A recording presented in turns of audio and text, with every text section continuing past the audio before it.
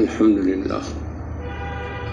لله وكفى والسلام على عباده الذين اصطفى أما بعد فأعوذ بالله من الشيطان الرجيم بسم الله الرحمن الرحيم من جاء بالحسنة فله عشر أمثالها ومن جاء بالسيئة فلا يجزى إلا مثلها وهم لا يظلمون صدق الله العظيم اللهم صل على محمد وعلى آل محمد كما صليت على إبراهيم وعلى آل إبراهيم إنك حميد مجيد اللهم بارك على محمد وعلى آل محمد كما باركت على إبراهيم وعلى آل إبراهيم إنك حميد مجيد আল্লাহ পাকের দরবারে শুকর আদা করছি যে আল্লাহ পাক আমাদেরকে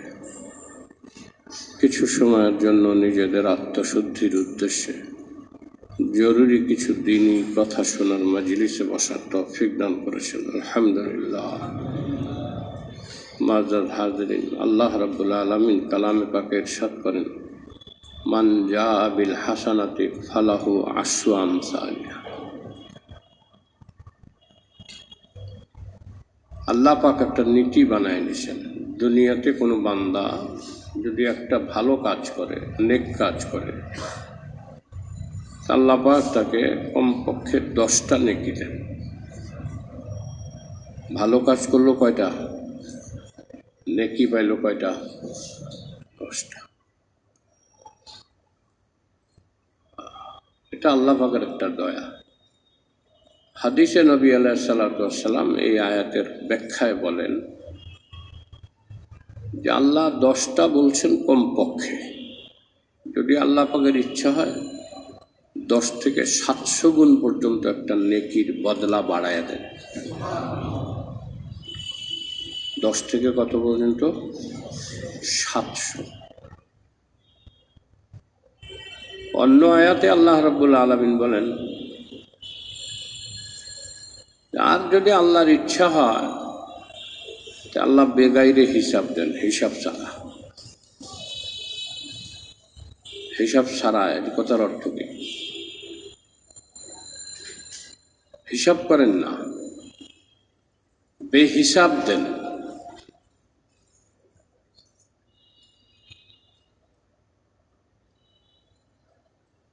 বেহিসাবের অর্থ কি?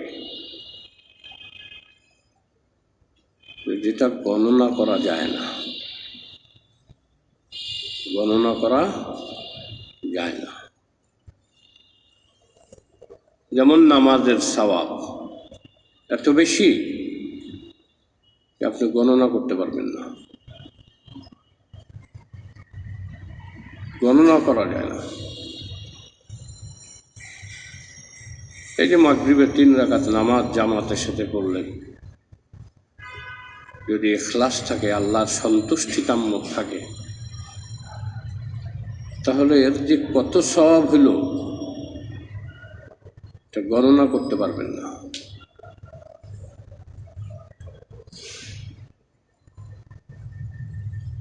ওজোর থাকলে একাকী পড়া যেত, একাকী যদি কেউ নামাজ পড়ে যে সওয়াব পায় তার চেয়ে 27 গুণ বেশি পায় মসজিদ জামাতে নামাজ পড়ে। 27 গুণ বাইরে।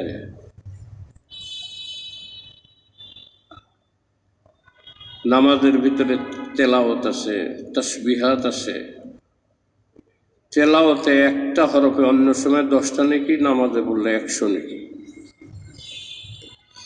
আর নামাজে কোন সূরা পড়লেন সেই হিসাবে আপনি দেখেন, 101 হরফে 100 নেকি।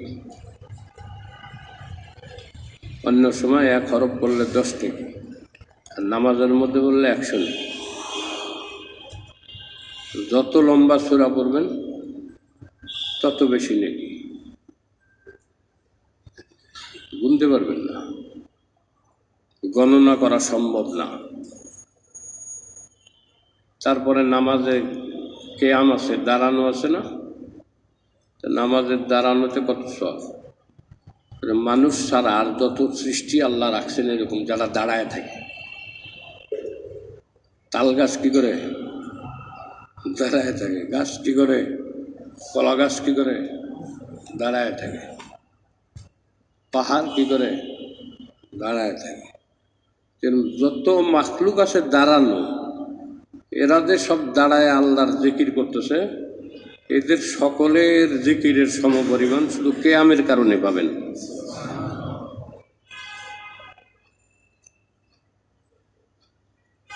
আর যত মাখলুক বসা আছে, কি আছে, বসা আছে, বসার সুরতে আছে, এই সব মাখলুকের ইবাদতের সওয়াব আপনার বসা অবস্থায় পাবেন। যারা রুকু অবস্থায় আছে, কত প্রাণী রুকু অবস্থায় আছে, কুকুর, বিড়াল, বলদ, মহিষ, গরু, ছাগল সব রুকু অবস্থায় আছে। এরা দাঁড়ানো নাই, এরা রুকু অবস্থায় আছে। এরা যে জিকির করে, এই সমস্ত প্রাণীর জিকিরের সব রুকুর মাধ্যমে পাবেন।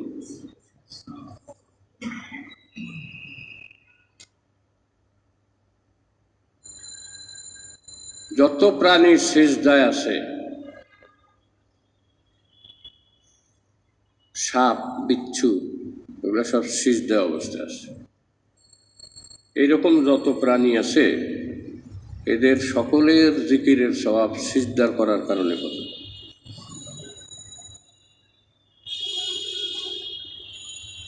এটা তো নামাজের মধ্যে সওয়াব। এইটাই নামাজটা জামাতের সাথে করলে এই যে সওয়াবগুলা বললাম, কিয়াম অবস্থায় সমস্ত সৃষ্টির জিকিরের সওয়াব, রুকু অবস্থায় সমস্ত সৃষ্টির জিকিরের সওয়াব, সিজদা অবস্থায় সমস্ত সৃষ্টির জিকিরের সওয়াব, বৈঠক অবস্থায় সমস্ত সৃষ্টির বৈঠকের জিকিরের সওয়াব, এগুলো যা নামাজে আছে পাইলেন, জামে মসজিদে জামাতের সাথে পড়লে এই সওয়াবগুলোই আরও 27 গুণ বেড়ে যায়। কত সওয়াব হলো! এটা আল্লাহ পাকের দয়া, ইহসান। আল্লাহ পাক একটা নেকিতে 10টা সওয়াব দেয়।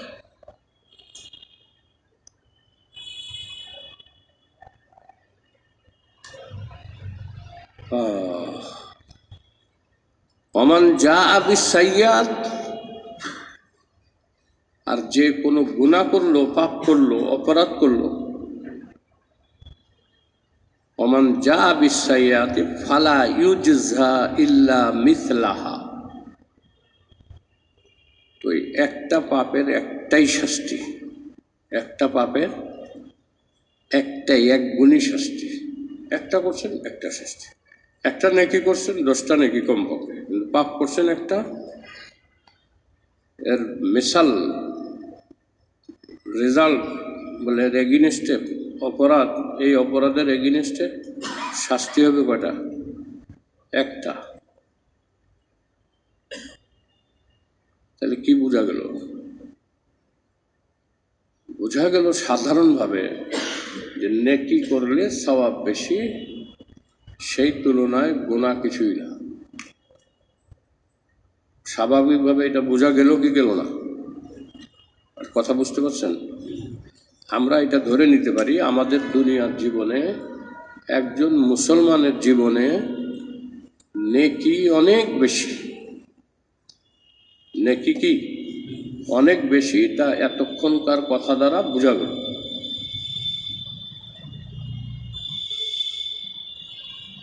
কারণ স্পষ্ট, একটা নেকি নিয়ে আসলে 10 গুণ সওয়াব ফজিলত দেওয়া হবে, একটা পাপ করলে একটাই শাস্তি। কথাটা স্থূলভাবে, বাহ্যিকভাবে, জাহিরিভাবে যদি আপনি ধরেন, তাহলে বোঝা যাবে যে আসলে আমরা যারা ঈমানদার, ইবাদত বন্দেগী টুটাফাটা যাই কিছু করি, আমাদের অনেক নেকি, অনেক সওয়াব। আর চিন্তা নেই, সহজে জান্নাতে চলে যেতে পারবো। সহজে কি পারবো? জান্নাতে চলে যেতে পারবো। এটা স্বাভাবিকভাবে বুঝে আসে। কিন্তু দ্বিতীয়টা যে বলছে ওমান যা আবি সাইয়া, যে কোনো পাপ নিয়ে আসলো, ফালা ইউজজা, প্রতিদান দেওয়া হবে না, ইল্লা মিসলাহা, একটা করছে একটাই প্রতিদান দেওয়া হবে, শাস্তি হলে একটাই হবে। কিন্তু এখানে বুঝার বিষয় যে এই কথা তো বলে নাই যে শাস্তিটা কেমন, বলছে একটা অপরাধে একটা শাস্তি, শাস্তিটা কেমন?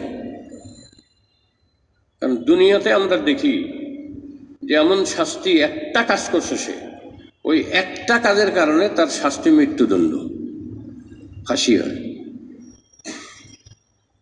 কি হয় না?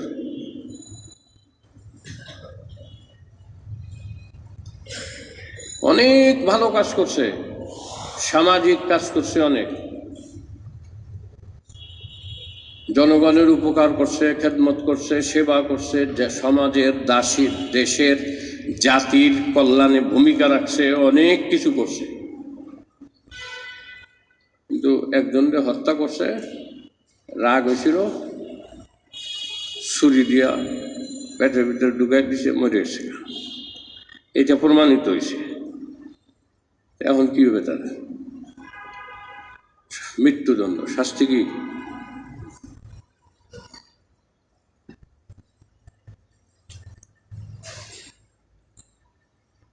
উম্মতের বান্দাদের বুঝতে হবে, ঠিক কথাটা তো আল্লাহ বলছেন, এত খুশি হওয়া যাবে না। একটা অপরাধের শাস্তি কি? একটাই শাস্তি। আমি কি শাস্তি তা কিন্তু বলেন।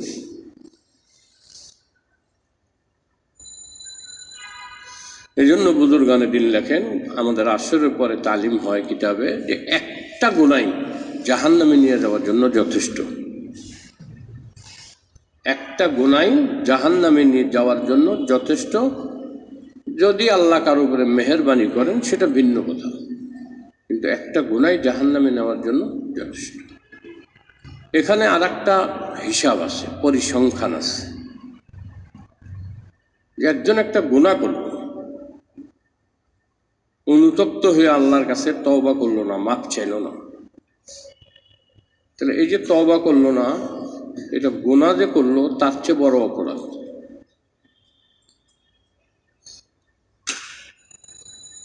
আবার তওবা করতে দেরি করলো, এটা আরো বেশি অপরাধ।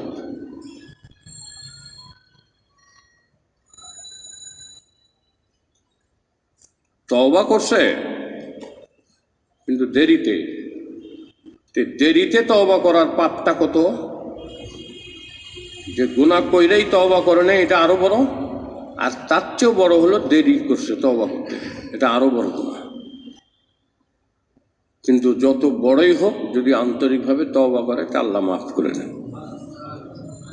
আমাদের আশার বাণী এইখানে, কিন্তু বুঝতে হবে একটা পাপ তার শাস্তি কি, এটা কিন্তু আল্লাহ উল্লেখ করেনি।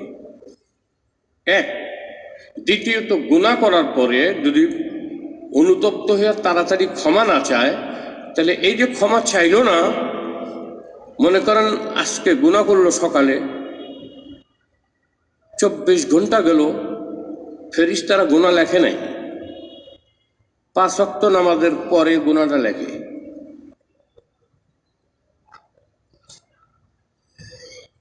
আর গুনাহ লেখার ফেরেশতারা,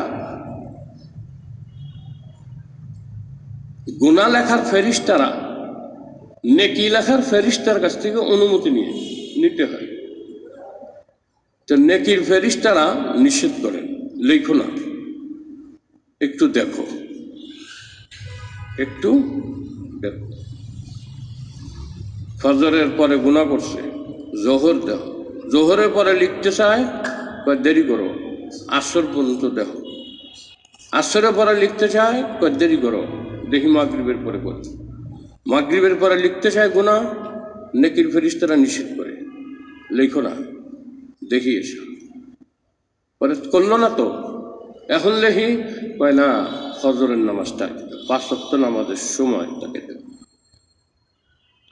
তাহলে একটা গুনাহ করতে সে যে তাৎক্ষণিক তওবা করলো না, এই যে দেরি করলো, এটা গুনার থেকে বড় অপরাধ।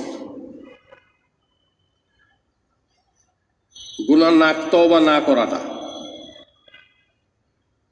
যেমন আজকে সোমবার, আজকে কেউ গুনাহ করছে, আজকে তওবা করে, এই যে তওবা করলো না আজকে, এটা গুনাহ যাতে করছে তার চেয়ে বড় অপরাধ। মঙ্গলবার করছে, তাহলে মঙ্গলবার পর্যন্ত বিলম্ব করার কারণে এই বিলম্ব করাটা ওই গুনার থেকেও বেশ বড় অপরাধ। এই যে তওবা করে নাই, যে গুনাহটা বড় হয়েছে গুনার থেকে, তার থেকেও বড় অপরাধ। আর একটা গুনার দ্বারা 10টা মারাত্মক ক্ষতি মানুষ তার নিজের জন্য টাইনে আনে। একটা গুনার দ্বারা একজন মানুষের, একজন বান্দা যদি আল্লাহর নাফরমানিতে লিপ্ত হয়, আল্লাহর নাফরমানি করে, অবাধ্য হয়, গুনাহ করে, তাহলে 10টা ক্ষতি টাইনে আনে। 10টা ক্ষতি। 1 নম্বর ক্ষতি, আল্লাহ বেজার হন, আল্লাহ রাগান্বিত হন।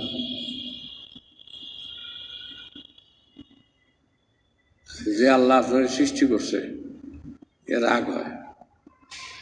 আপনি এমন কিছু করেন না আপনার বাপ মা কষ্ট পায়, আপনি এমন কিছু করেন না আপনার ওস্তাদ কষ্ট পায় না, এটা যদি আমার বাপ মা শুনে তো কষ্ট পাবে, থাকছে। ওস্তাদ যদি শুনে তো রাগ হবে, থাক করতাম না। বন্ধু বান্ধবরা যদি শুনে তো আমার ধিক্কার দেবে, থাক করতাম না। আত্মীয় স্বজন যদি শুনে তাহলে আমার আর আদর করবো, থাক করতাম না। তা আপনি পিতা মাতা, ওস্তাদ, আত্মীয় স্বজন, তারা যাই না যাইতে পারে এই জন্য একটা অন্যায় আপনি করলেন না, তাহলে যে অপরাধটা আপনি করলেন এটা তো আল্লাহ সবার আগে জেনে গেল। আমাদের বিশ্বাস কি আল্লাহ জেনে গেল কি গেল না? আল্লাহ যখন জানলো, দেখলো, শুনলো যে আমার এই বান্দা গুনাহ করছে, তো গুনাহ আল্লাহকে ক্রোধান্বিত করে, রাগান্বিত করে। তাহলে আপনি একটা পিতা মাতার দিকে চায়া, হ্যাঁ, আপনার আত্মীয় স্বজনের দিকে চায়া, আপনার বন্ধু বান্ধবের দিকে চায়া আপনি এমন কিছু করলেন না যে তারা কষ্ট পায়। তারা তো আপনাকে বানায়ও নাই, আপনাকে প্রতিপালনও করে না। আল্লাহ আপনাকে সৃষ্টি করছে, প্রতিপালন করে, রিজিক দেয়, হেফাজত করে, সব কিছু আল্লাহ পাক করে। তো সেই আল্লাহ যে দেখতেছে, দেখে ফেলতেছে, গুনাহ করে ফেলছি, আল্লাহ দেখে ফেলছে, তাড়াতাড়ি তওবা করা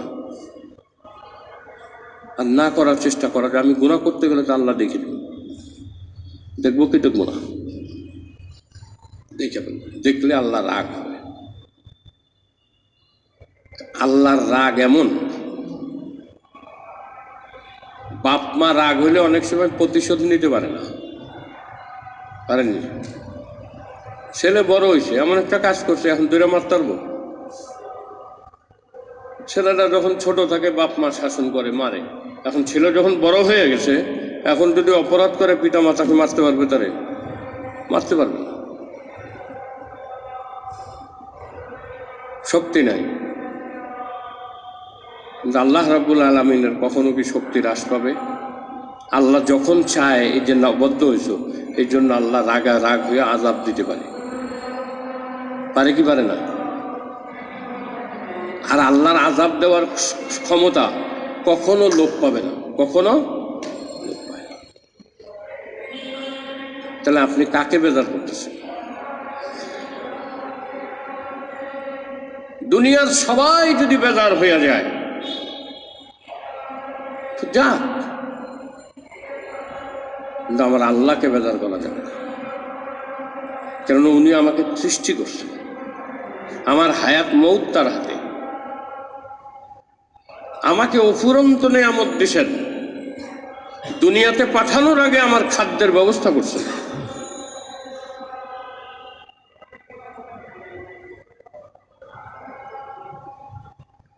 একটা একটা নবজাতক বাচ্চাকে যদি আপনি খিচুড়ি খাওয়াই দেন 2-3 চামচ, তার জানলে টানাটানি লাগবে।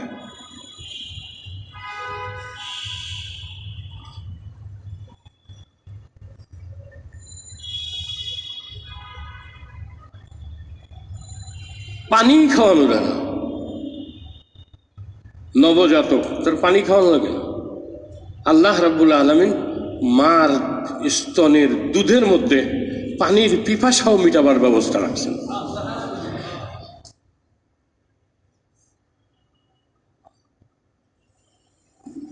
আপনার সারাদিন জুস দেওয়া হলো, সারাদিন দুধ দেওয়া হলো, চা দেওয়া হলো, কফি দেওয়া হলো, এগুলা খায়া আপনার তৃপ্তি হবে না যতক্ষণ পর্যন্ত আপনি পানি না খাবেন। কিন্তু এই নবজাতক বাচ্চা মার দুধ খেয়ে বড় হইতেছে, 2 বছর, তার আর কোনো খাবার দরকার নেই।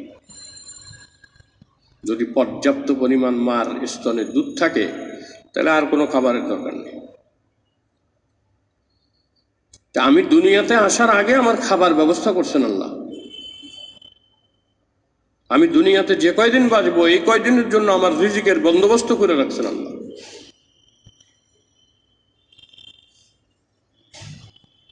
কত ফুরন্ত নিয়ামত দিছেন। একটা নিয়ামত দেখেন, গত শনিবার আমার শায়েখ বলতেছিলেন যে আমরা কথা বলতেছি, 1 ঘন্টা ওয়াজ করতেছি, কোথার থেকে শব্দ বাইরে, কোথার থেকে অ্যালফাবেট তৈরি হয়, সেই অ্যালফাবেট জোড়া লেগে শব্দ হইতেছে, শব্দ হইয়া বাক্য হইতেছে, এই বাক্য হইয়া মানুষ সেগুলো বুঝতেছে, উপলব্ধি করতেছে। এটা সব জিহ্বার দ্বারা আল্লাহ পাক বাইর করতেছেন। 1 ঘন্টা বয়ান করলাম, অনবরত কথা বললাম। এই যে কথাগুলা তৈরি হইল, কথা বললাম, আমার কথায় কত মানুষ খুশি হইল। হ্যাঁ, এটা একটা কম নিয়ামত, এটা একটা কম নিয়ামত। আপনার যদি বিয়ে করে আপনার যদি মুখ বন্ধ করে থাকেন, বোবা হয়ে থাকেন, কথা না করেন, তা আপনার বউ কি খুশি হইব? বাসরাত্রে গেলেন, কোনো কথা নাই, মুখ বন্ধ। আপনি তো কিছু জিজ্ঞান না, আপনাকে সালাম দিছে আসসালাম আলাইকুম, আপনার কথা বলেন, জবান বন্ধ। কেমন আছেন, কথা বলেন। 1 ঘন্টা 2 ঘন্টা গেল, কথা কয় না, কিরম হবে, কেমন হবে? আচ্ছা, স্ত্রী যদি এরকম করে, আপনি তো সাথে সাথে বাইর করে দেবেন। এটা কথা কয় না। আজকে বাসর রাত, সুখ দুঃখের 2-4টা কথা কমু, দনোজন খুশি হমু, কোনো কথা নাই, মুখ বন্ধ করে বয়ে রয়েছে। এই যে বাক শক্তি দিচ্ছেন আল্লাহ, কোন প্রাণীকে এই বাক শক্তিটা এইভাবে দেন নাই। ভাষা বুঝাবার জন্য আওয়াজ দিছেন, আর যদি আমরা বেশিতে বলি তাদের ল্যাঙ্গুয়েজ, তাদের ভাষা, এটা বলতে পারি। কিন্তু আমি যেভাবে বাক্য বলবো, মানুষ যেভাবে বাক্য বলবে, মানুষ যেভাবে একটা চিঠি লিখবে, মানুষ যেভাবে একটা আর্টিকেল লিখবে, একটা প্যারাগ্রাফ লিখবে, এটা কি কোনো অন্য কোনো জন্তু লিখতে পারবে? এই যে আল্লাহ পাক নিয়ামত দিয়েছেন, আর এই এক জিহ্বা, এমন একটা জিহ্বা দিয়েছেন সব ধরনের স্বাদকে উপলব্ধি করতে পারে। দেখা লাগবে না, চোখ বন্ধ করেও আপনি যদি মুখে দেওয়া হয়, যেটা খাইয়ে দেখতো কিরম, লবণ দিছস, গুড়ও মিঠা, চিনিও মিঠা, দুধও মিঠা, মিঠা না মিঠা না? কিন্তু দুধ আর গুড়, চিনি, মধু, পার্থক্য চোখে না দেখা বলা যাবে কি যাবে না?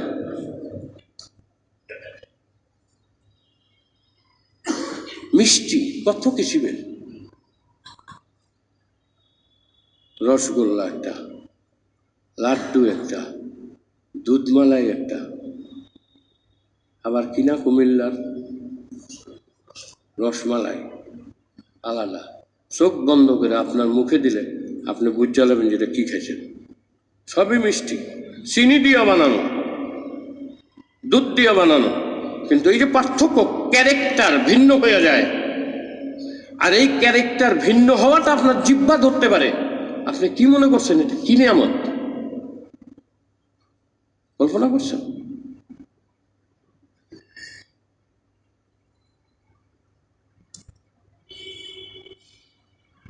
আপনার দুটো হাত কত কিছু স্পর্শ করতেছেন, এই যে আল্লাহ পাক নিয়ামত দিছে, আপনি কিভাবে সেই আল্লাহকে ফাবি আলাই রাব্বিকুমা তুকাজ্জিবান, বলো হে জিন, মানব দানব, তোমরা আল্লাহর কোন নিয়ামতকে অস্বীকার করবা?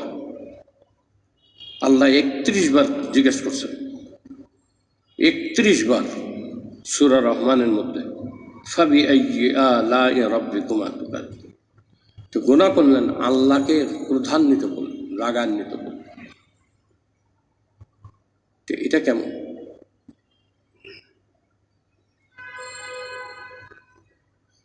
ইব্রাহিম বিন আদম বলছেন যে আল্লাহ যদি বলেন যে আমি তোমার উপরে খুব খুশি, কিন্তু আমার নির্দেশ তুমি জাহান্নামে জ্বলো, যদি এই কথা বলেন, আবার যদি বলেন যে আর একটা অপশন আছে, আমি তোমার উপর অসন্তুষ্ট, তুমি জান্নাতে যাও, এই দুই অপশনের মধ্যে কোন অপশনটা তুমি গ্রহণ করবা? ইব্রাহিম বিন আদম বলে প্রথমটা। আল্লাহর খুশি নিয়ে আমি জাহান্নামে যেতে রাজি আছি, কিন্তু আল্লাহর বেজার নিয়ে জান্নাতে যেতে রাজি নেই। সাথীরা জিজ্ঞেস করছে কেন? জাহান্নামে গেলে একটা কষ্ট আছে, কষ্ট তো হইবই, কিন্তু আমার মাসুক, আমার আল্লাহ, আমি যাকে মহব্বত করি, যিনি আমি বানাই, উনি যে আমার উপরে খুশি, এই জ্ঞানটার অনুভূতি আমাকে কিছুটা স্বস্তি দেবে, শান্তি দেবে, আনন্দ দেবে।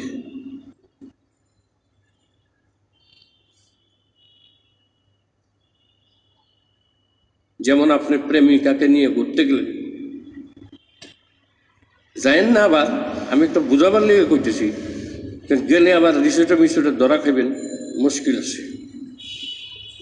মনে করেন প্রেমিকাকে নিয়ে বাইরে গেলেন কোথাও শীতের মধ্যেই, হঠাৎ করে রাত্রে খুব শীত হলো, যাওয়ারও জায়গা নেই, আপনার গায়ে জ্যাকেট আছে, আপনার প্রিয়তমার গায়ে কিছু নেই, সব ভিজা শেষ। আপনি আপনার জ্যাকেট, আপনার কাছে যা আছে সব তাকে দিবেন, দিয়ে আপনি দরকার পড়লে যে কয় ঘন্টাই হোক, সারা রাত হোক কষ্ট করবেন। আপনার প্রেয়সী যদি আপনাকে বলে যে তুমি তো শেষ, তুমি তো ঠান্ডায় জমে যেতেছ, আমি মরে যাই, অসুবিধা নেই, তুমি ভালো থাকো, তুমি ভালো থাকো।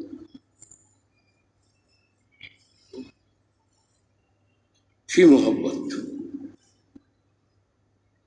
একজন একজনকে ভালোবাসেন, তাকে আপনার ভালো লাগছে এইটুকু, সে আপনাদের বড়ও করে নাই, লেখাপড়ার খরচ দিয়ে আপনাদের ডাক্তার ইঞ্জিনিয়ার বানায় নাই, আপনাদের প্রতিপালন করে নেই, লালন পালন করে নেই, একটু তারে আপনার মনে ভালো লাগছে, এজন্য আপনি সমস্ত কষ্ট নিজে সহ্য করে তাকে কি করবেন?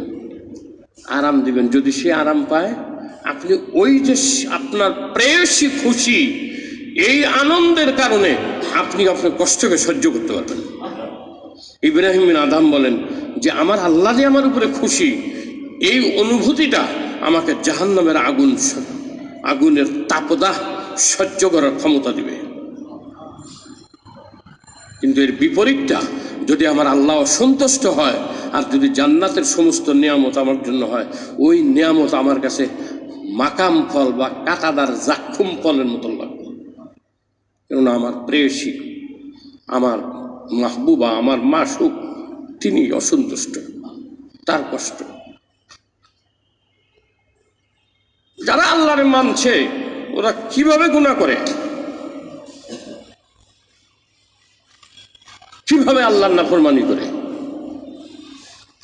তাহলে গুনার একটা ক্ষতি, যে আপনার সবচেয়ে কাছের, আপনার সবচেয়ে যে প্রিয়, আপনার সবচেয়ে যে উপকারী, সে বেজার হয়ে যায়। 2 নম্বর ক্ষতি, শয়তান খুশি হয়। শয়তান আল্লাহর দুশমন, মানুষেরও দুশমন।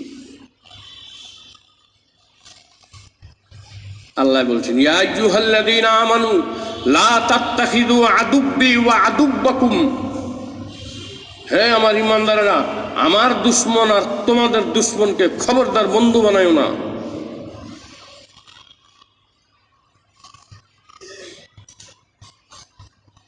শয়তান আল্লাহর দুশমন, আমাদের দুশমন। ইহুদ নাসারারা আমাদের দুশমন, আল্লাহর দুশমন। কাফের মুশরিকরা আল্লাহর দুশমন, আমাদের দুশমন। তাদের বন্ধু বানায়ো না, আল্লাহর দুশমন। আপনার সাথে যদি আমার বন্ধুত্ব থাকে, আর আমি যদি দেখি যে আমার শত্রুর সাথে আপনি একসাথে বইয়া চা খাইতেছেন, আপনার সাথে আমার বন্ধুত্ব থাকবে? শয়তান খুশি হয়। আপনি এমন কাজ করলেন যে আল্লাহর দুশমন আপনার দুশমনকে খুশি করলেন।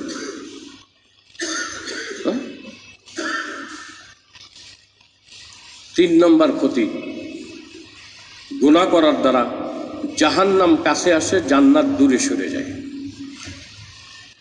গুনার দ্বারা কি হয়? জাহান্নাম কাছে আসে আর জান্নাত দূরে সরে যায়। আপনি জান্নাতকে দূরে সরাই দিয়ে জাহান্নামকে কাছে টানবেন? এত বড় বোকা আপনি! আল্লাহ আপনাকে আশরাফুল মাখলুকাত বানাইছে, আপনার একটু বিবেচনা নাই?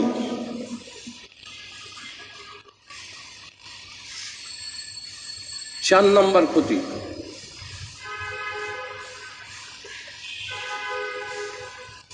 নিজের দেহের ক্ষতি করা হয়। কারণ এই যে দেহ আল্লাহ পাক বানাইছেন, এই দেহের মধ্যে অঙ্গ প্রত্যঙ্গ আছে, আছে না নাই? হাত আছে, পা আছে, চোখ আছে, কান আছে, মুখ আছে, মেধা আছে। তো হযরত কারি তৈয়ব সাহেব রহমতুল্লাহ আলাইহি বলতেন, দারুল উলুম দেওবন্দের দীর্ঘদিনের প্রিন্সিপাল মুহতামিম, প্রায় 45 বছর মুহতামিম ছিলেন কারি তৈয়ব সাহেব রহমতুল্লাহ আলাইহি। তিনি বলতেন যে মানুষের উপরের হিস্সা, অর্থাৎ এই সিনার থেকে নিয়া, পেটের উপরের থেকে নিয়া, মানুষের 3টা হিস্সা। কয়টা হিস্সা দেহের? 3 রকম হিস্সা। একটা আলা, একটা উস্তা, একটা আসফাল। আলা মানে উপরের অংশ, উস্তা মানে মধ্যের অংশ, আর আসফাল মানে নিচের অংশ। তো মানুষের উপরের অংশ হলো এই সিনার থেকে উপরের অংশ, আর সিনার নিচের থেকে লজ্জাস্থান পর্যন্ত এটা হলো মধ্যম অংশ, আর তারপরে নিচের অংশ হলো আসফাল, নিচের অংশ। তারিত সব রহমতুল্লাহ আলাইহি বলতেন যে মানুষের উপরের অংশ হলো ওলামাদের বস্তি, আলেমদের বসবাস। যেমন গুলশান বনানী ধানমন্ডিতে এলিট শ্রেণীর লোক থাকে, আগে তো এটাই থাকতো, যদিও এখন অনেক এলিট শ্রেণীর সাথে ইতর শ্রেণীও এসে বসবাস করতেছে পয়সার কারণে। আগে ধানমন্ডি গুলশান বানানিতে এলিট শ্রেণীর লোক ছাড়া, উচ্চ মানের লোক ছাড়া বসবাস করতে পারতো না, শুধু পয়সা থাকলেই। এখন অনেক ইতর শ্রেণীর লোক এসেও পয়সার কারণে ধানমন্ডি গুলশান বানানির বাসিন্দা হয়ে গেছে। এটা তো দুনিয়াবি ব্যাপার। যেমন গুলশান বানানি এলিট শ্রেণীর মানুষের বসবাস, তো মানুষের দেহের উপর হিস্সা হলো ওলামাদের বসবাস। কেউ সুবহানাল্লাহ বলল না। কমু কি বুঝিই নেই তো কেমনে বসবাস, না বুঝলে কেমনে করি। কারিত সব লিখেন মানুষের যে সকল ইন্দ্রিয় বিষয়ে ইলিম অর্জন করে, এদরাক জ্ঞান হাসিল করে, এগুলো সব উপরের বস্তিতে থাকে, মানুষের দেহের উপরের অংশ। চোখ দিয়ে দেখা ইলিম হাসিল হয়, কান দিয়া শুই না ইলিম হাসিল হয়, হয় কি হয় না? ব্রেন দিয়ে চিন্তা করা আর একটা ইলিম হাসিল হয়, হয় কি হয় না? এখন আপনি যখন 4 নং কত হয় জানেন না, 4টা 9 কত হয়? এখন যদি 4 নং 36 দ্বারা ধারাপাত করছে, ওরা না ফট করে কইব কিন্তু যে সকল পোলাপান ধারাপাত করে নাই ওদের তো ক্যালকুলেটর টিপতে হবে। আজকালকার পোলাপান তো কেউ তো ধারাপাত করে নাই। আমাদের তো অনেক দূর গুনতে যায়, আমাদের ধারাপাত দিয়েই সহযোগিতা হয়। কইয়া ফেলাই ফট করে। হ্যাঁ, একটা ছেলের জিজ্ঞেস তো 9 কত, কইতার মনে। আর আমাদের মুখ দিয়ে ঠাস করে বাইরে হয়েছে 9 × 108। আজকালকার যেসব পোলাপান লেখাপড়া করতেছে ওদের দিকে দাঁড়ান কই, 108। তুই যতক্ষণে এটা কলম দিয়া খেসাখেসি করলি, এর আগে তো কতবার আমার মুখ দিয়ে 108 বাইরে গেছে।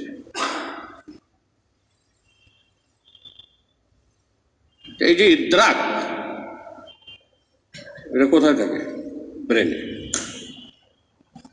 কান ইলিম হাসিল হয় শুনে, নাক ইলিম হাসিল হয় শুনে।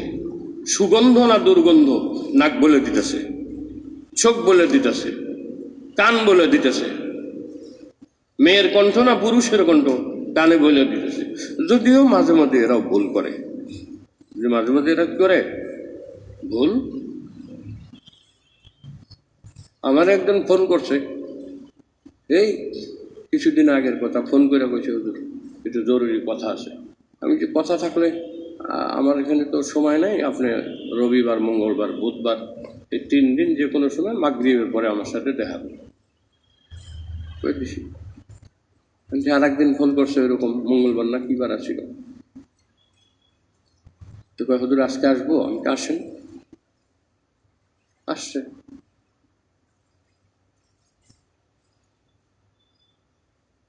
আইসা উপরে যেতেছে, খাদেমরা বাধা দিছে। ভাই উপরে যান কি লোক আপনি? কয় হুজুরের কাছে তাই, হুজুরের ফোনে কথা হয়েছে। কয় না, আমাদের হুজুরের কাছে তো কোনো মহিলা দাম দেয় না। পরে খাদেমরা মুয়াজ্জিন এসেও দেখছে মুয়াজ্জিন সাহেব আছে, মুয়াজ্জিন সাহেব আছে। মুয়াজ্জিন সাহেব দেখা, কোথায় যাবেন আপনি? হুজুর আমাদের দেখতে বলছে, আপনি আমার বাধা দেন। তা মুয়াজ্জিন আমার ফোন দিছে, হুজুর আপনি কোনো মহিলাকে উপরে যেতে বলছেন। আমি কিনা আমি বলি নাই। মুয়াজ্জিন সব ফিরে দিছে, কোথাও। আমি বললাম যে অনেক সময় কানে ভুল শুনে। আমি সেদিন ফোনে আমার সাথে কথা বলছি, আমি জানি যে পুরুষ, আওয়াজ এরম পুরুষ। হিজড়া হইলেও আওয়াজ চিনতাম, কিন্তু এটা এমন আওয়াজ যে আমি চিনি নাই। আমি বলছি যে পুরুষ। আর গেছে উপরে, আর মুয়াজ্জিনটা বাধা দিছে। পরে আমার তো মহিলা, পরে ফোন দিছে আমার, ধরে আপনি আমার আসতে গেলেন না। আমি তখনও কইছি, আমি ভাই দেখেন আমি তো আপনার চিনি নাই, আমি তো মনে করছি আপনি পুরুষ, কিন্তু আপনি যে ফিমেল এটা তো আমি বুঝতে পারিনি। বুঝতে পারলে তো আমি আসতে পেতাম না। তাহলে আপনি ফোনে ওখান থেকে বলেন কি বলবেন। সে কোনো মশলা টসলা বললো আমার, জিজ্ঞেস পরে আমি ফোনে জবাব দিলাম, আর উপরে আসিনি। আমি বললাম যে কানও অনেক সময় কি করে, ভুল শুনে, ভুল করে। হ্যাঁ, চোখও অনেক সময় ভুল দেখে, এটা ভিন্ন। ইলমে ভুল হয়, কিন্তু ইলিম কান, চোখ, নাক, মুখ, দিমাগ এগুলো সব কই থাকে, কই বসবাস করে? গুলশান বনানি,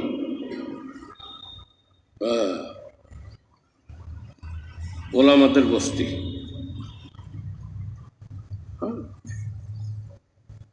এই যে দেহ, গুনাহ যখন মানুষ করে, এই যে দেহটা আল্লাহ রাব্বুল আলামিন বানাইছেন কতদিন আগে? কতদিন আগে? আপনি বলবেন যে আমার জন্ম যেই তারিখে হয়েছে, দুনিয়াতে আসছি তখন থেকে। এটা তো দুনিয়াতে আসার একটা স্বাভাবিক প্রক্রিয়া। কিন্তু আদম আলাইহিস সালামকে যেরকম বানাইছেন তার বংশধররা সেরকম। কেউ একটু লম্বা হয়, কেউ বেটে হয়, কেউ একটু চিকন হয়, কেউ মোটা হয়, কারো আওয়াজ কর্কশ হয়, কারো আওয়াজের ভিতরে শিরিনি মিঠাই থাকে। পার্থক্যটা একটু, একই অঙ্গ প্রত্যঙ্গ। এই অঙ্গ প্রত্যঙ্গ আপনি কিভাবে ব্যবহার করবেন, এই বিধিনিষেধ আল্লাহ কোরআনে দিয়েছেন। চুকে যেহেতু কিয়ামত পর্যন্ত মানুষের এই আকৃতি আর পরিবর্তন হবে না, বিধায় কোরআনও পরিবর্তন হবে না। কোরআনও কি হবে না? পরিবর্তন। কাজে এই অঙ্গ প্রত্যঙ্গ সুচারুরূপে পরিচালনার জন্য, সুষ্ঠুভাবে পরিচালনার জন্য, ন্যায়সঙ্গতভাবে পরিচালনার জন্য আল্লাহ পাক বিধান নাজিল করছেন। কাজে যেহেতু অঙ্গ প্রত্যঙ্গ এই থাকবে, কাজে বিধানও ওই থাকবে, পরিবর্তন হবে না। কাজে কোরআন পরিবর্তন না হওয়ার একটা কারণেই যে মানুষের দেহ পরিবর্তন হয় না, হয় না? এরম না যে আমেরিকার নিউ জার্সির মানুষেরা কুত্তার মতন, আর অস্ট্রেলিয়ার মেলবার্নের মানুষেরা গরুর মতন, এরম নেই। একই কালার ধলা, বাহিরে কেবল, ভিতরে সবারই সমান রাঙ্গা। এই যে দেহ, এই দেহ পরিচালনার, দেহ সুস্থ থাকার, দেহ সুচারুরূপে চলার জন্য এর একটা স্বাভাবিক প্রক্রিয়া আছে। গুনাহ করলে ওই প্রক্রিয়া ব্যাহত হয়, বাধাগ্রস্ত হয়, তখনই মানুষ বিভিন্ন রোগে আক্রান্ত হয়। এই জন্য যখন আপনি কোনো গুনাহ করলেন, নিশ্চয়ই জেনে রাখেন আপনার দেহের কোনো পার্টসের ক্ষতি হয়েছে, হয় দুর্বল হয়েছে, নইলে মারাত্মকভাবে ক্ষতি হয়েছে। মারাত্মকভাবে ক্ষতি না হলেও কমপক্ষে দুর্বল হয়েছে।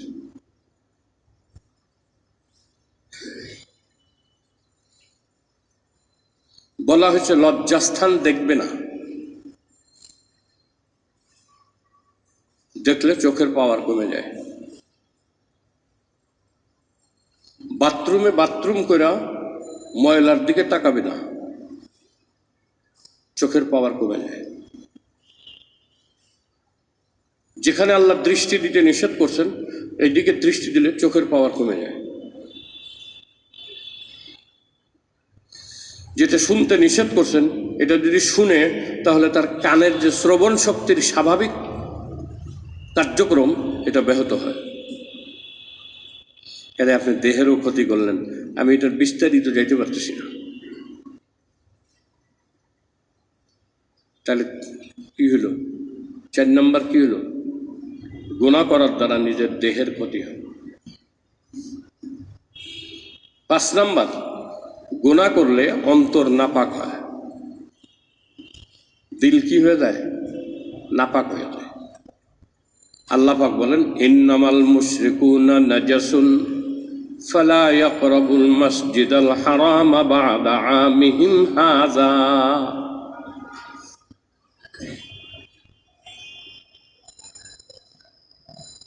যারা শিরিক করে, কাফের, এরা হেরেমের সীমানার ভিতরে ঢুকবে না, এরা নাপাক।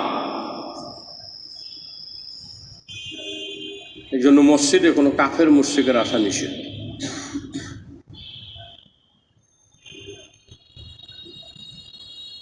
তাদের জন্য যদি কোনো বিশেষ দরকার থাকে, মসজিদের বাইরে কথা বলে। ওয়াজ শোনাবার দরকার থাকে, তাহলে তারা বাইরে শুনবে। মসজিদের মধ্যে এসে কাফের বয়ান শুনবে।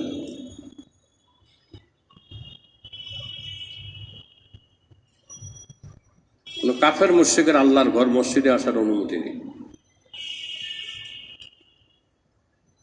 তাহলে কলব নাপাক হয়। কয় নম্বর গেল? 5 নম্বর। 6 নম্বর, কলব অসুস্থ হয়, অন্তর অসুস্থ হয়। অন্তর কি হয়? আর অন্তর অসুস্থ হলে ভালো কাজে মন লাগে না, পাহাড় সমান কঠিন লাগে। ছোট ছোট বাচ্চারাও বসে রয়েছে, পোলাপান বসে রয়েছে, স্টুডেন্টরা আসছে, জামাত নিয়ে আসছে, ওরা বসে রয়েছে। বসে রয়েছে আল্লাহর ঘর মসজিদে আইসেই তো এই, কিন্তু ওদের কাছে হয়তো ভালো লাগতেছে, এই জন্য বসে রয়েছে। কিন্তু অনেকে বসতেই পারে না। ওয়াজ নসিহতে বসতে পারে না, দেখবেন ওরা কত এতক্ষণ বসে থাকা সম্ভব? সম্ভব? শনিবারে ইজতেমা ছিল যাত্রাবাড়িতে, আমি পৌনে 1টাতে নিয়ে রাত্রে 11:15 পর্যন্ত মাদ্রাসা বসা, একটু রেস্টও নিতে পারি, কোনো রেস্ট নেওয়ার সুযোগ নেই। অন্তর অসুস্থ হলে দিনই মাজলিসে বৈশা ওয়াজ শোনার ইচ্ছা নষ্ট হয়ে যায়। যদি এরকম মনে হয় তাহলে মনে করবেন আপনার অন্তর অসুস্থ। জিকির করতে ভালো লাগে না, কোরআন শরীফ তেলাওয়াত করতে ভালো লাগে না। কিন্তু যদি ক্রিকেট খেলা হয় খুব মজা লাগে।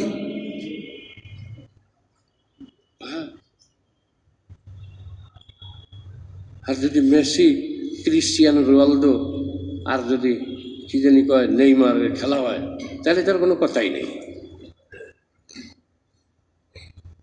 খুব মজা লাগে। রাত ঘুম না ঘুমাইলে চলবো, কিন্তু যদি কেউ যে আল্লাহ রাস্তায় মেহনত করেন আজকে রাইতে 1টার থেকে বয়ান আসে, হাগল নেই। রাইতে 1টার সময় আমি যে বয়ান করি কেন? 1টার সময় যদি আপনি খেলা দেখতে পারেন, 1টার সময় বয়ান করা শোনা দেব না, নিষেধ।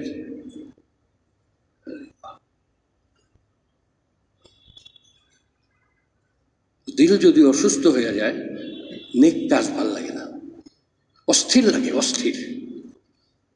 আর গুনার কামে খুব মজা, দুনিয়াবি কাজে খুব মজা। কাজে 6 নম্বর কি করলাম না 5 নম্বর করলাম? 6 নম্বর দিল অসুস্থ হয়ে যায়। দিল কি হয়ে যায়? অসুস্থ হয়ে যায়। 7 নম্বর ফেরেশতারা কষ্ট পায়। ফেরেশতারা কি পায়? কষ্ট পায়। হাদিসে আসছে কেউ যখন একটা মিথ্যা কথা কয়, এই মিথ্যার দুর্গন্ধে তার যে ডাইনে বামে কেরামান কাতিবিন আছে, সম্মানিত লেখকবৃন্দ, এরা 1 মাইল দূরে চলে যায় মিথ্যার দুর্গন্ধে। কারণ মুসলমান সে মিথ্যা কথা বলল, মিথ্যাতে গুনাহ, এই গুনার একটা দুর্গন্ধ আছে, আর নেক কাজ করলে নেক কাজের একটা সুগন্ধি আছে। এটা মানুষ বুঝে না। যখন সাধনা করতে করতে মানুষ অনেক উপরের স্তরে চলে যায় তখন বুঝে, তখন তার শুউর উপলব্ধিতে আসে, এমনিতেও আসে না। মিথ্যা কথা কইছে, দুর্গন্ধ কি? মারাত্মক দুর্গন্ধ। পায়খানার তো খারাপ, পায়খানার দুর্গন্ধ তো অত বেশি দুর্গন্ধ না। পায়খানার দুর্গন্ধ নাকে আসলে বেশিতে বেশি রুমাল। আর যারা বিড়ি সিগারেট খায় নামাজও করে না, এদের মুখের দুর্গন্ধ দেখছেন কেউ, আপনার বমি হয়ে যাবে।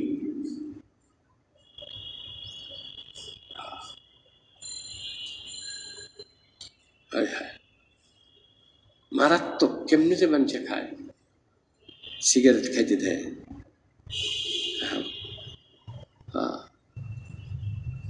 অনেক আগে একবারে নারিকেলের হুক্কা পাওয়া যায়, আপনারা দেখেন নাই? গ্রামগঞ্জে ছিল হুক্কা, কিষানরা খাইতো, শ্রমিকরা, মানে কামলারা। ওই ইয়ের ভিতরে, কলকির ভিতরে তামাক দিয়া আগুন দিয়া ধরাইয়া ওরা হুক্কা টানত। আমি একদিন টানছিলাম,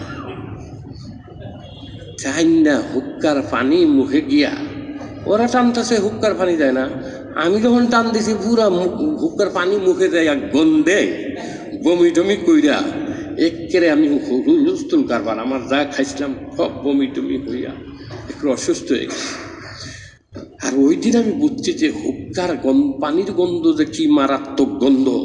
কিসের পায়খানা, 14 বার পায়খানার গন্ধ যদি আপনি শুনেন কিচ্ছু হইব না, কিন্তু হুক্কার গন্ধ যদি আপনি শুনেন মারাত্মক বমি হয়ে যাবে। তো ফেরেশতাদের 1 মাইল পালায়, হাদিসে আসছে মিন নাতনে মা যা আবিহ, ফেরেশতারা দূরে ভেগে যায় মিন নাতনি মা যা আবি, যে মিথ্যা কথা বলছে তার দুর্গন্ধে 1 মাইল যে ফেরেশতারা যায়, আবার আই ধরুন একটু গন্ধ কমে যায়, বাতাসে বুতাসে গন্ধ কমে যায়, তখন আবার ফেরেশতারা আসে। ফেরেশতারা কষ্ট পায়। ফেরেশতারা কি পায়? কষ্ট পায়। শুধু কেরামান কাতিবিন না, তো ভ্রাম্যমান ফেরেশতা আছে। শুধু তাই না, আল্লাহ রাব্বুল আলামিন এক রেওয়ায়েত অনুযায়ী 360টা ফেরেশতা প্রত্যেকটা বনি আদমের সাথে পাহারায় নিযুক্ত রাখছেন। তার মধ্যে 7 জন ফেরেশতা শুধু চোখের হেফাজতের জন্য, 7 জন ফেরেশতা শুধু মানুষের চোখের হেফাজতের জন্য।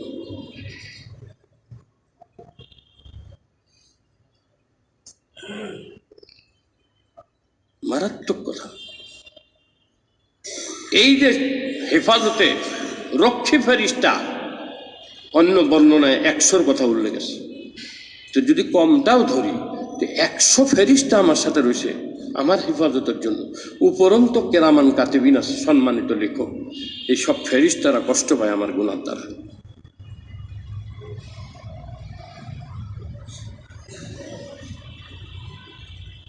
আর ভিতরে যে ইমান আছে, কিছু গুনাহ এরম আছে যে অন্তরের ভিতরে ইমান থাকেই না, ইমান বাইর হয়ে যায়, ইমান বাইর হইয়া উপরে ঝুলা থাকে। এটাও আল্লাহর রহমত। কোনো মমিন যখন জিনা করে, কোনো মমিন যখন চুরি করে, কোনো মমিন যখন খেয়ানত করে, কোনো মমিন যখন শরাব পান করে, তখন ভিতর থেকে ইমান বাইর হইয়া তার মাথার উপরে ঝুলা থাকে। যখন সেই অপকর্ম থেকে অবসর হয়, তখন ইমান আবার ফিরে আসে তার অন্তরে।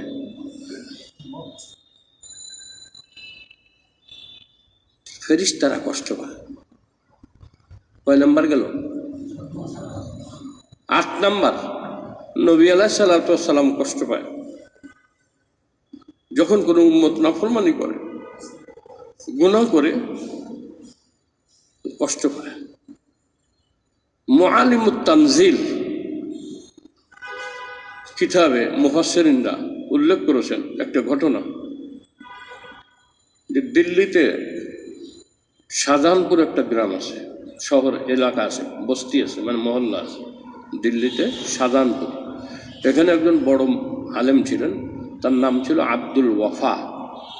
তাকে বলা হয়তো আব্দুল না, আবুল ওয়াফা। আবুল ওয়াফা শাহজাহানপুরি। সে একদিন স্বপ্নে দেখে নবী আলাইহিস সালাতু ওয়াস সালাম বালুর মধ্যে পড়ে রয়েছেন চিত হইয়া, আর নবী আলাইহিস সালামের বুকের উপরে একটা বিশাল কালো পাথর। নবীজি কষ্ট পাইতেছেন। তখন আবুল ওয়াফা দৌড়ে গেছে, যাই আর নবীদের বুকের উপর থেকে ওই কালো পাথরটাকে ঠেলা সরাইতে চেষ্টা করছেন, পারেন নাই। নবীজি কষ্ট পাইতেছেন, আর বলতেছেন, আবুল ওয়াফা, এটা সরাইতে পারবে না, এটা আমার উম্মতের গুনাহ, অপরাধ, এগুলো আমার বুকের উপরে ভারী হইয়া বসছে। ওলামায়ে কেরাম লিখেন, যখন রওজা আথারে নবী আলাইহিস সালাতু ওয়াস সালামের কাছে উম্মতের রিপোর্ট পেশ করা হয়,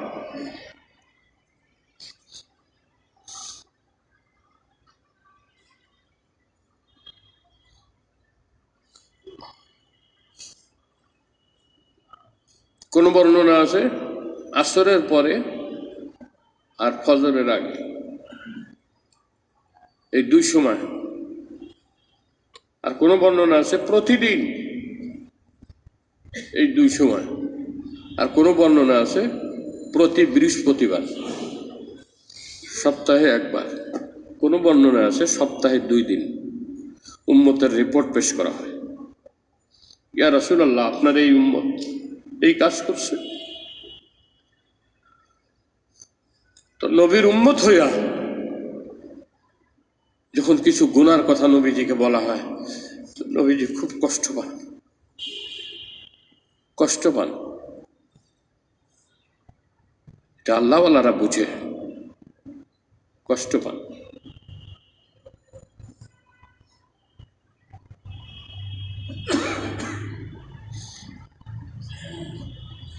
কোন বুজুর্গ নবী আলাইহিস সালামকে দেখেন যে এলোমেলো বেশ, মলিন বেশ, ধুলামালা মাখা নবীজির চেহারায় হাতের মধ্যে একটা শিশি। একজন নবীজিকে এই অবস্থা দেখেছি, ইয়া রাসূলুল্লাহ, আপনার এই অবস্থা দেখে আমার খারাপ লাগতেছে, আপনি কেন এরকম, আপনার হাতে এটা কি? আমি কারবালার ময়দান থেকে আসতেছি, আমার হোসাইনের রক্ত, আমার হোসাইনের রক্ত, আমি এই রক্ত নিয়ে আল্লাহর কাছে বিচার দিব, আমি এই রক্ত কিয়ামতের দিন আল্লাহর কাছে আমার উম্মতের মাগফিরাত চাইব। আমার নাতির এই পরিস্থিতির জন্য, আমার এই নাতির কোরবানির কারণে আমি উম্মতের জন্য আল্লাহর কাছে এই রক্ত দেখায় ক্ষমা চাইব। এটা দেখাইছে বুজুর্গরা। এগুলা দেখেন, এগুলা অসম্ভব অবাস্তব কথা না, গাঁজাখুরি কথা না।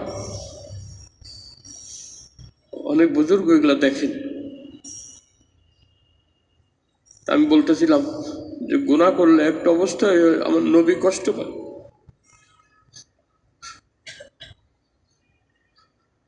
আমার বাপ মা ভাই বোন আত্মীয় স্বজন এদের ঋণ আছে আমার উপরে,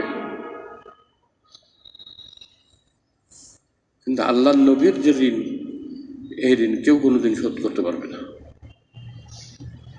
দুইজনের ঋণ শোধ করা যায় না, একটা মায়ের ঋণ আর একটা আমার নবীর ঋণ।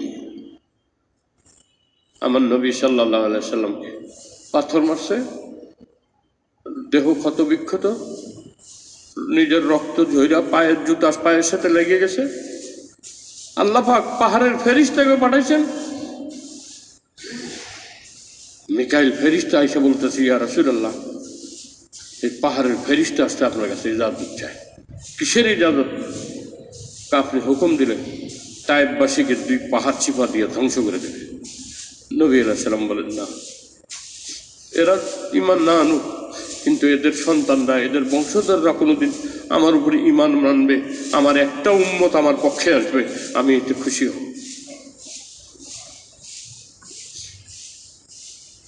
দিন দরদিরা এরকমই চাই।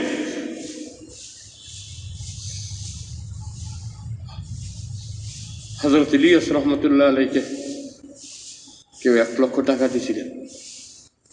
হযরত ইলিয়াস রহমতুল্লাহ আলাই টাকাটা হাতে নিছেন, নিয়ে বলছেন যে আপনি তো আমাকে 1 লক্ষ টাকা দিলেন, কিন্তু আমার মন তো অনেক বড়, আমি আরো বড় জিনিস চাই, আপনি দিবেন কিনা বলেন।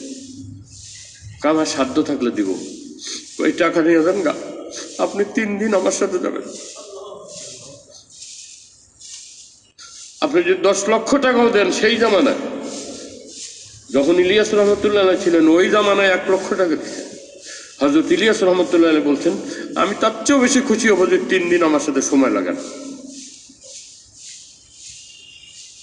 এরকম তারা কোরবানি দিয়া দিনকে জিন্দা করছেন।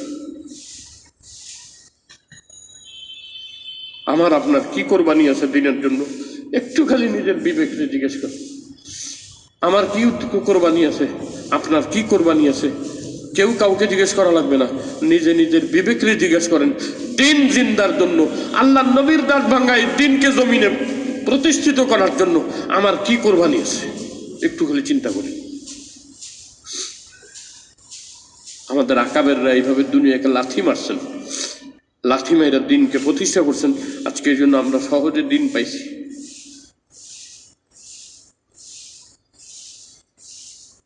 আমার নবী কষ্ট পান গুনাহ করলে, আমার উম্মত চুরি করলো গুনাহ কষ্ট পান। দিল্লি জামে মসজিদে,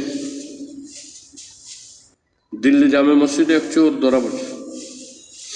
ধরা পড়ছে মানে কি, এক খ্রিস্টানের মানি ব্যাগ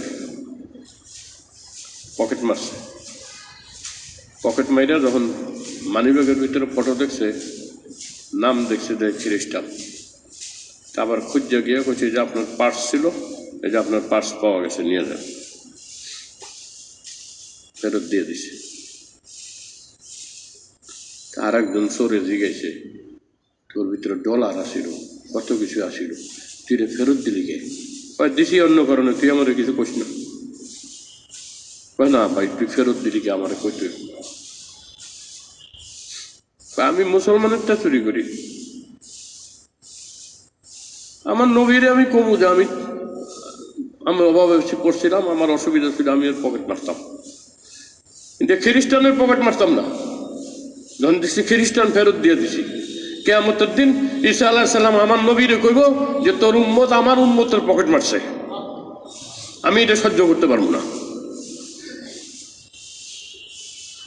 এটা আমি সহ্য করতে পারবো না, এই জন্য ফেরত দিয়ে দিচ্ছি।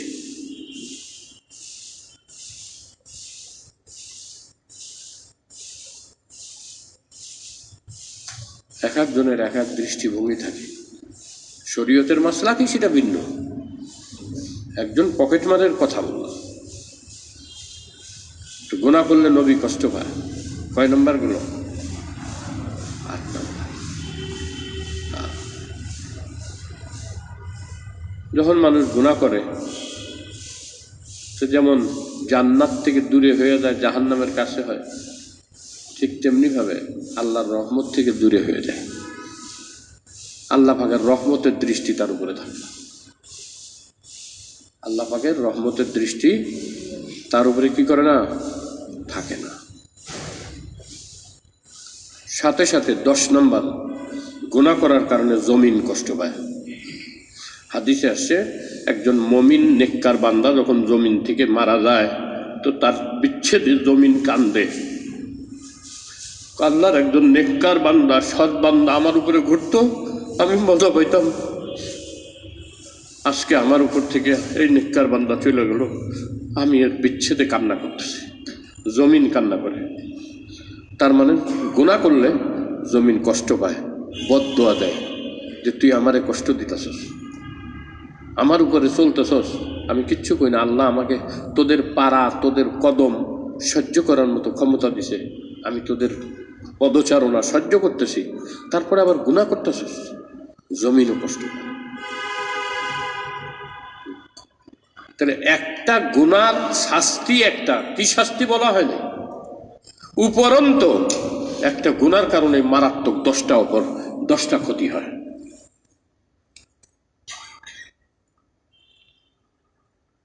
জন্য একটা নেকি 10 গুণ সওয়াব পাবেন, কিন্তু শক্তিশালী কোনটা? যদি আপনার গুনাহ মারাত্মক হয় তাহলে এরকম শত শত বছরের নেক আমল বরবাদ হয়ে, বছরের পর বছরের নেক আমল বরবাদ হয়ে যাবে। এই জন্য আল্লাহ পাক কোরআনে কারিমে বলেন, জারু জাহিরাল ইসমি ওয়া বাতিনা, প্রকাশ্য অপ্রকাশ্য গুনাহ ছেড়ে দাও। গুনাহ কি করো? ছেড়ে দাও।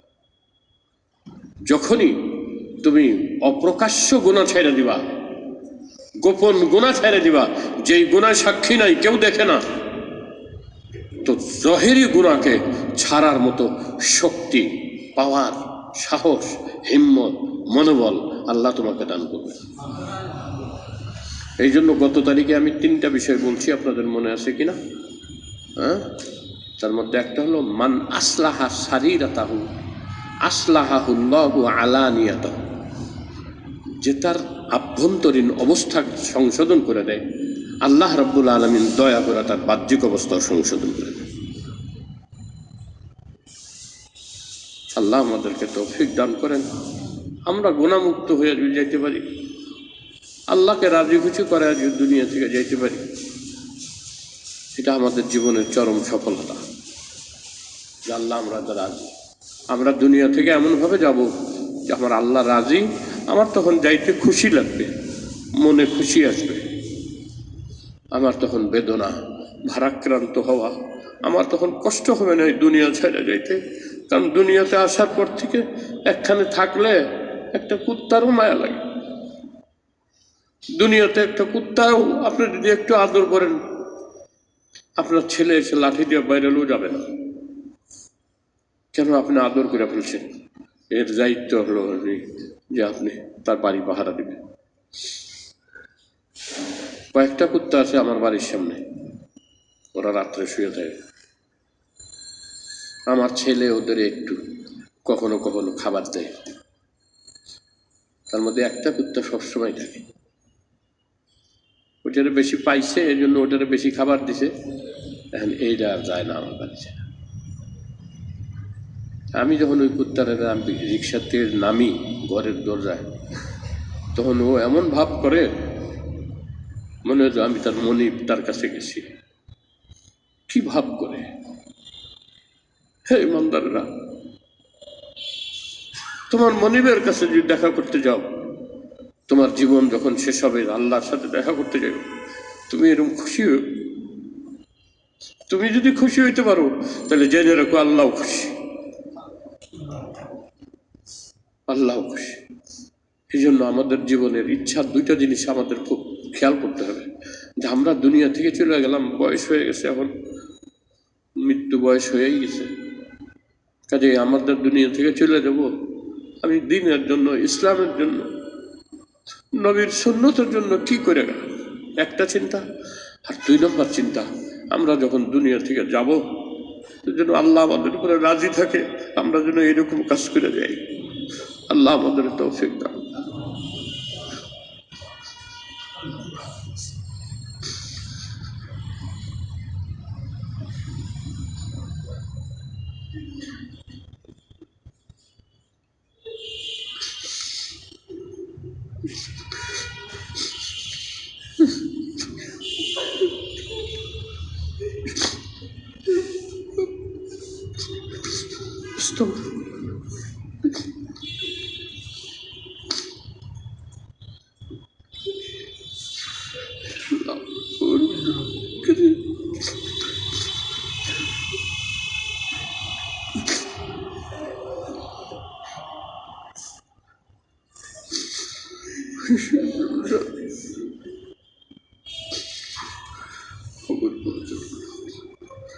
سبحان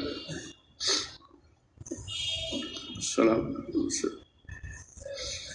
آمين برحمتك.